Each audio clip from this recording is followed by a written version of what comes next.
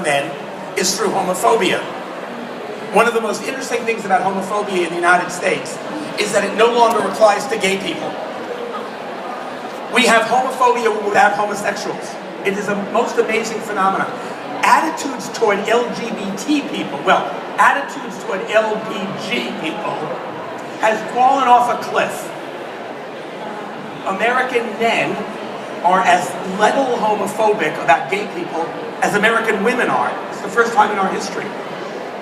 But homophobia has an amazing currency among straight men in policing each other. So we have no problem at all with gay people, we say, but the way we police each other is to say, dude, that sweatshirt is so gay. That so gay is still the most common way we police each other. So what I'm suggesting is that this conversation, this tension between manhood and masculinity, I believe that is productive. I believe that's generative. Because as an American, I think I can sell that to men. I can't sell them, you know, all those ideas about masculinity, give them all up, we should start over. I can't sell that. But what I can say is, every time you act in the way that you're being policed to act, in the name of proving masculinity, that you betray that sense of yourself as a good man, you can't look at yourself in the mirror in the same way again. It's going to cost you. And I can't sell that. So finally, my last point, and then I'm going to open it up to you. Good, I'm good on time. So my last point is this. I've argued that the reason that we failed to engage men in gender equality, or failed to engage the majority of men explicitly in gender equality, is A, men don't know that gender matters, and B, they think gender equality is a zero-sum game. But here, I think, as a social scientist, not just as an activist, and here the data are amazingly persuasive. So I think we need to use the research that we have to engage men to support gender equality. So here's one way, and this is really familiar to a Nordic audience.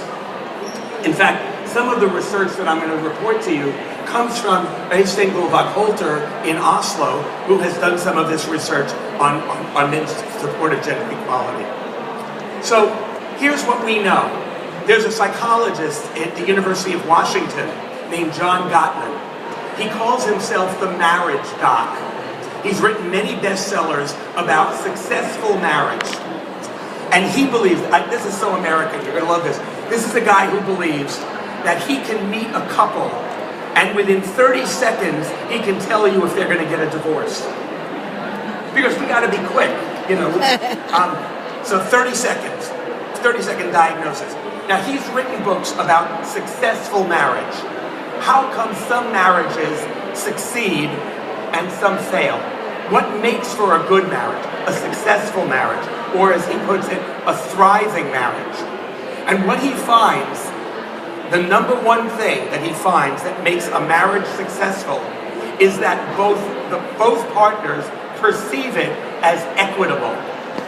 That means the closer to equality in most cases, you could have a very traditional marriage that was perceived as fair. This is not exactly equality, evenness. This is equity, the perception of fairness. The arrangements that we have, we both feel are fair. The closer you get to that equity in the relationship, the more likely it is to thrive. That's what he found. Now, a sociologist took that information and he said, okay, but how do we measure this empirically? You can't just do an attitude survey. How equitable is your relationship? You know, and you know, social scientists, we only can think in 4 categories: a lot, some, a little, or nothing. So you can't say, now, how equitable is your relationship? Very, not so much, not at all. You need some behavioral measures. There are 2 that a sociologist found that predict equality in a marriage. Number 1. This is across a lot of different cultures, so this also includes non-industrial cultures.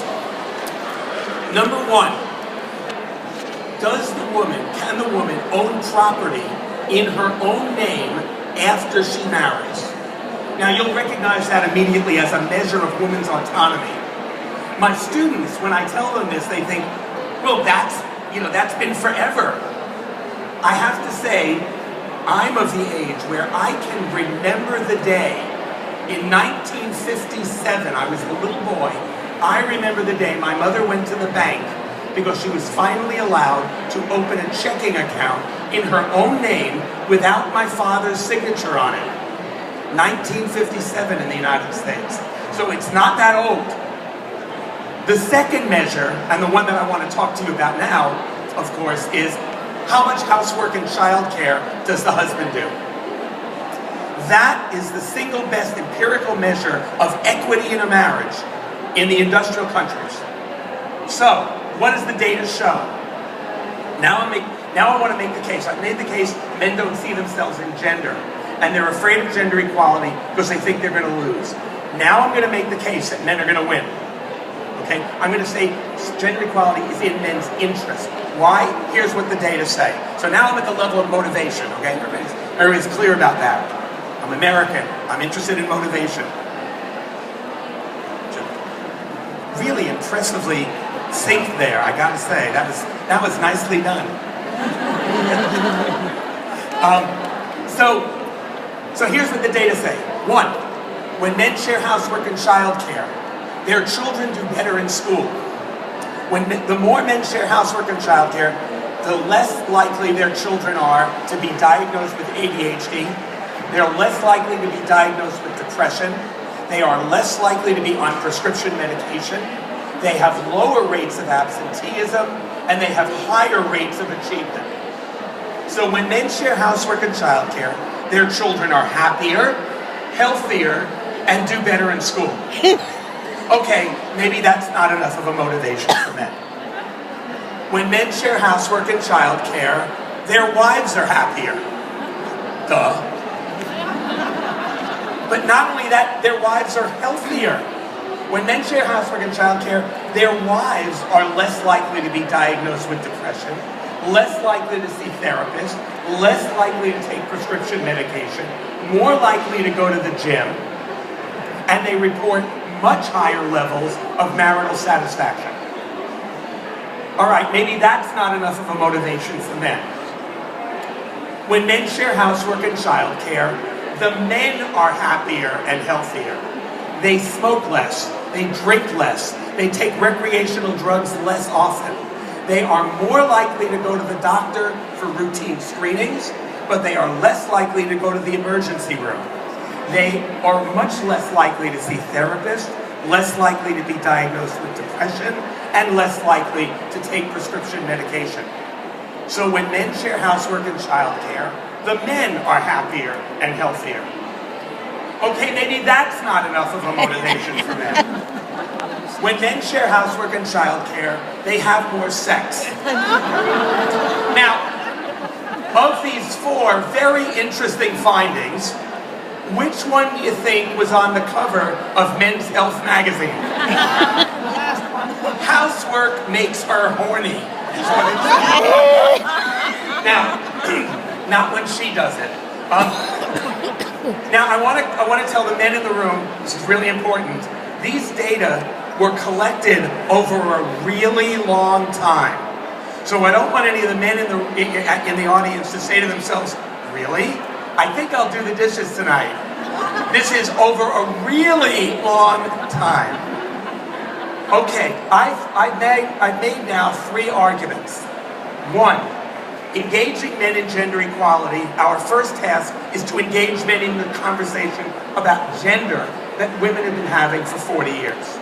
Second, we have to undermine and challenge the notion that gender equality is a zero-sum game. I've made the argument that in fact it's in men's interest to support gender equality, that we will actually live lives, that this is not some imposition of some liberal, different context, leftist agenda on men. This is asking men, what do you want to live the life you say you want to live? The only way we will be able to do that is to support gender equality. My argument is if I'm going to sell it to men, I have to make it clear it's not only the right thing to do, which of course it is, but it's also you will live a better life. You'll have better relationships with your friends, with your partners, with your wives, and with your children. Because I'm going to argue that gender equality, it may be the best thing that's ever happened to men. Thank you very much.